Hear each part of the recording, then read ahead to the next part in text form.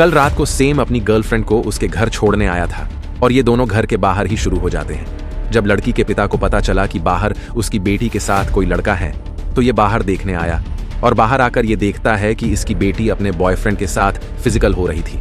पर तभी कोई उसे खींच ले जाता है और जब ये उन्हें देखने जाता है तो लड़की की माँ को इसकी चीख सुनाई देती है तो ये बाहर आती है, पर बाहर आते ही इसे भी कोई खींच ले जाता है। अब छोटी बच्ची घर में अकेली थी।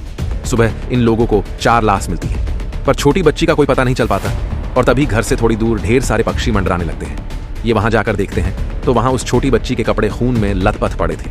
अगले ही दिन इन तीनों में से एक का नंबर लग जाता है। ये दोनों यहाँ झाड़ियों में बॉल ढूंढने आए थे और यहीं अपने बिजनेस के बारे में कुछ बातें करने लग जाते हैं। तभी एक आदमी का सफाया हो जाता है और ये दोनों जब उसे ढूंढने की कोशिश करते हैं तो इन्हें वहां से 1 किलोमीटर दूर इसकी लाश मिलती है।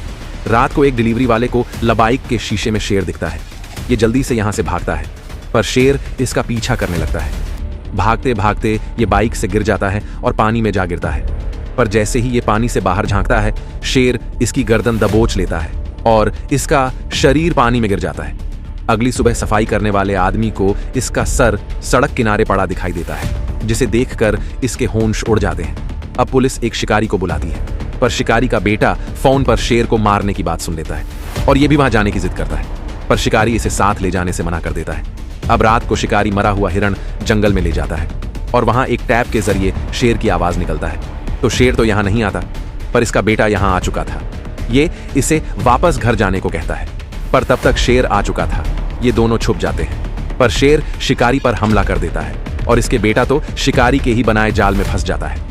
अब पुलिस हेलीकॉप्टर से शेर को देख रही थी और सब उसका पीछा कर रहे थे, पर बाजार में जाकर इन्हें शेर नजर आना बंद हो जाता है, क्योंकि शेर एक बस में घुस गया था और शेर बस में बैठे सभी लोगों को मार देता है। अगले दिन फिर पार्क में खेल रहे बच्चे को शेर दिखता है और जब तक लड़की झूले से नीचे आती है शेर लड़के को खा चुका था।